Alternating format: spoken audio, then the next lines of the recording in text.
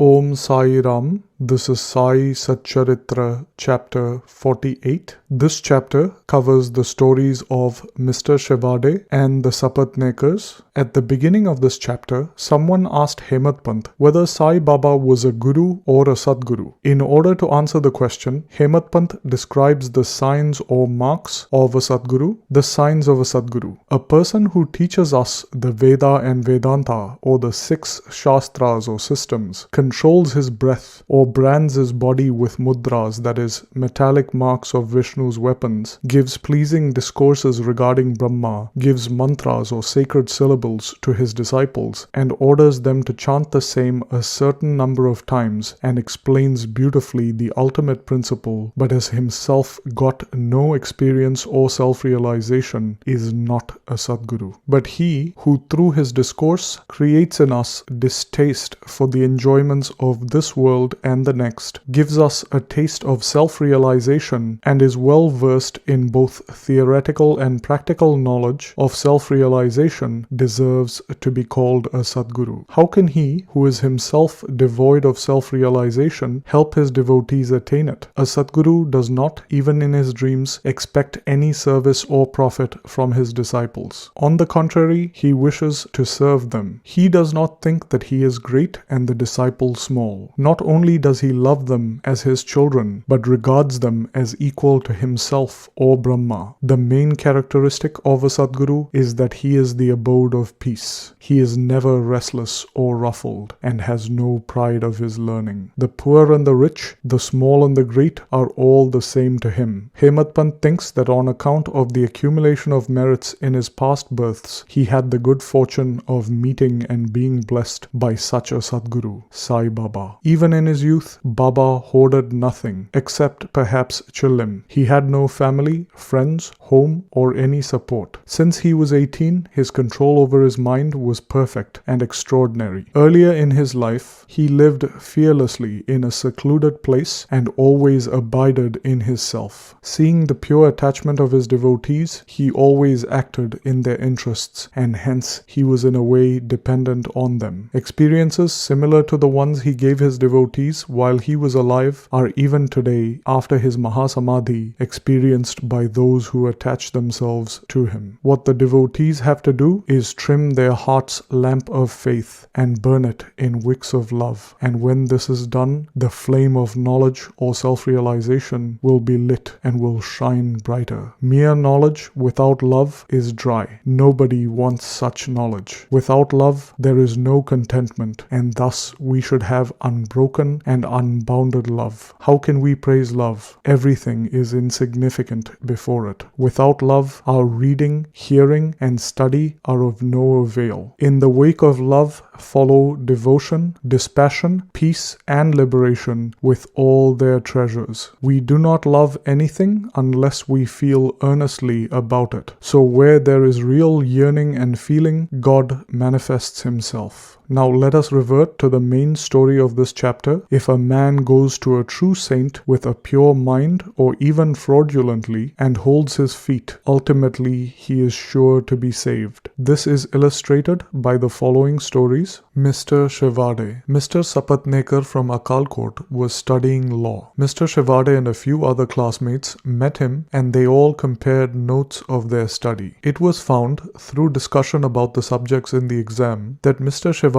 was the least prepared for the examination, and therefore all the students derided him. But he said that though he was not prepared, he was sure to pass the examination, as Sai Baba was there to get him through it successfully. Mr. Sapatnekar was surprised at this remark. He took Mr. Shivade aside and asked him who this Sai Baba was, whom Shivade extolled so highly. Shivade replied, "There lives in a masjid in Shirdi a fakir. He is a great soul. There may be other saints, but he is truly unique. weak. Unless there's a great store of merits on one's account, one can't see him. I fully believe in him, and what he says will never be untrue. He has assured me that I will definitely pass this year, and I am confident that I will get through the final examination with his grace. Mr. Sapatnekar laughed at his classmates' confidence and jeered at him and Baba. The Sapatnekars. Mr. Sapatnekar passed his examination, settled at Akalkot, and practiced as a pleader there. 10 years after this, in 1913, his only son succumbed to a throat disease. This broke his heart. He sought relief by a pilgrimage to Pandharpur, Gangapur, and other holy places. However, this did not restore his peace of mind. Then he read the Vedanta, which also did not help him. In the meanwhile, he remembered Mr. Shivade's remarks and his faith in Baba, and he thought that he too should go to Shirdi and see Baba. He went to Shirdi with his younger brother, Pandit Rao, and was very pleased to see Baba from a distance. When he went near Baba and prostrated himself and placed a coconut before Baba with sincere devotion, the latter at once cried out, "Go away!" Sapatnekar hung his head, backed away, and sat in a corner. He wanted to consult somebody who would advise him on how to proceed. Somebody mentioned Bala Shimpi's name, and Sapatnekar met him and sought his help. They bought Baba's photos and came with them to the masjid. Bala Shimpi gave Baba a photo and asked him whose photo it was. Baba said that this photo was his friend's, pointing to Sapatnekar. Saying this, Baba laughed and everyone else joined him. Bala asked Baba the significance of the laugh and beckoned Sapatnekar to come forward and receive darshan. When Sapatnekar began to prostrate himself, Baba again cried, "Get out!" Sapatnekar did not know what to do. Then they both put their hands together and sat before Baba praying. Baba finally ordered Sapatnekar to leave immediately. Shimpi and Sapatnekar were both sad and dejected. As Baba's orders had to be obeyed, Sapatnekar left Shirdi with a heavy heart, praying that he would be allowed to receive darshan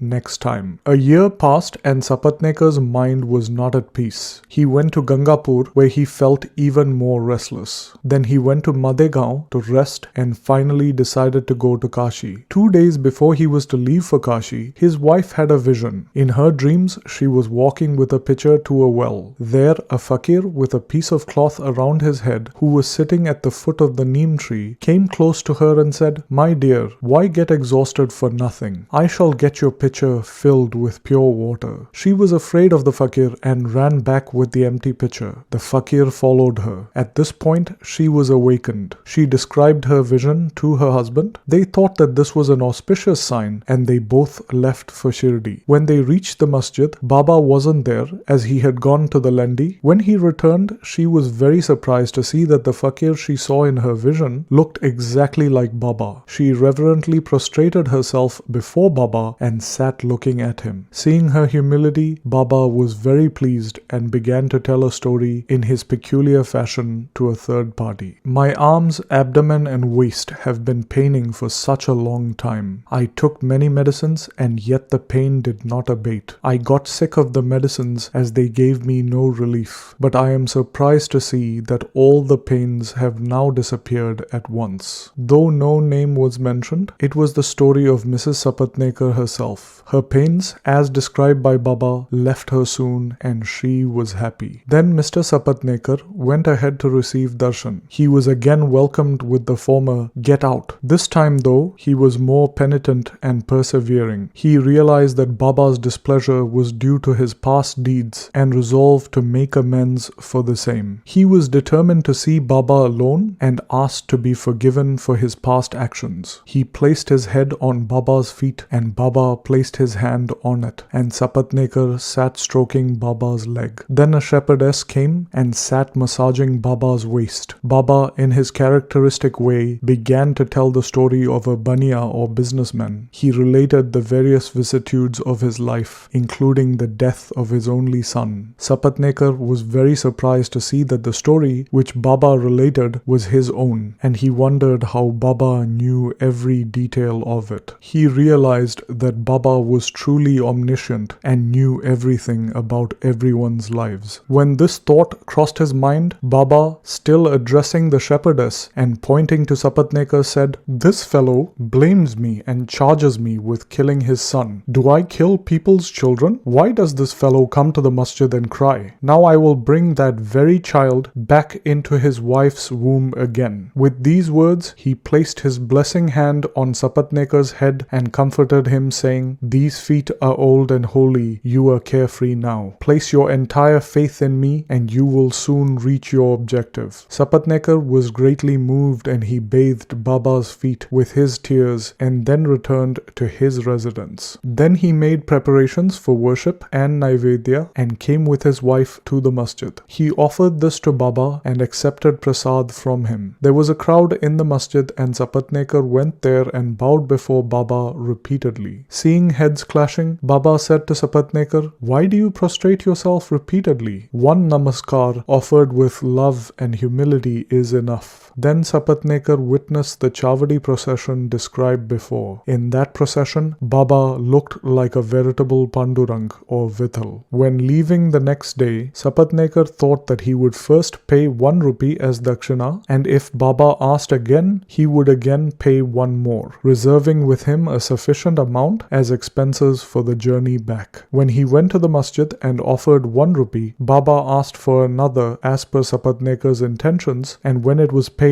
Baba blessed him, saying, "Take this coconut, put it in the upper fold of your wife's sari and leave without the least anxiety." He did so, and within a year a son was born to him, and with an infant of 8 months the couple came to Shirdi, placed him at Baba's feet and prayed thus, "O Sainath, we do not know how to redeem your obligations, therefore we prostrate ourselves before you. Bless us, poor and helpless people, and let your holy feet be our sole refuge. Many thoughts and ideas trouble us when awake and asleep, so turn our minds away from them to your bhajan and bless us." The son was named Murlidhar. 2 others, Bhaskar and Dinakar, were born afterwards. The Sapatnekar pair thus realized that Baba's words were never untrue or unfulfilled. Bow to Shri Sai, peace be to all. And this brings us to the end of Sai Satcharitra chapter 48.